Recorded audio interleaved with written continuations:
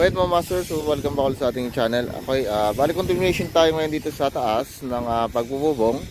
So last time, ito yung binubungan ho natin kahapon. Yan. So ito naman yung binubungan ni Foreman today.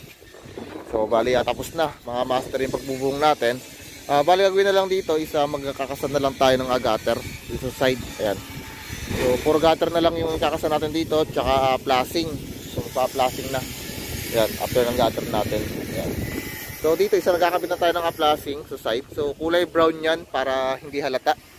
So yung kasing mabubong dito isa ipinarehas. Dapat pare-parehas yung kulay nung nasa gutter natin.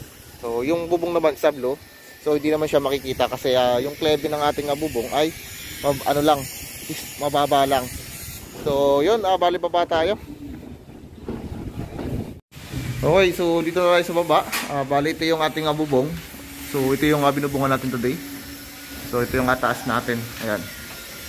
So ayan mga master, ayos na. Okay. Then bali masilya tayo ngayong araw. Bali finish na po yan. Kailangan yung pag masilya natin sa pipinishin na natin. Then diretso liha na. Ayan. So yung kabila isa tapos na. So na finish na.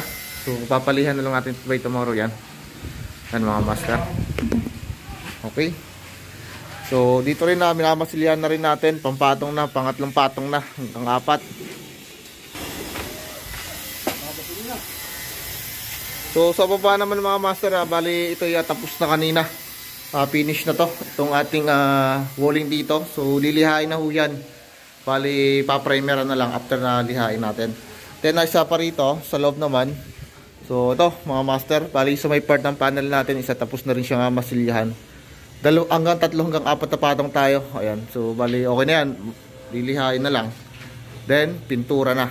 Okay. Then dito naman sa living area, so bali kinasa ko na rin yung mga box natin para sa ating mga switch outlet. Ayan. So okay na. Ganda dito sa kabila, tsaka dito.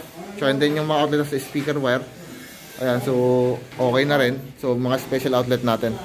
Okay, so yun lang muna mga master.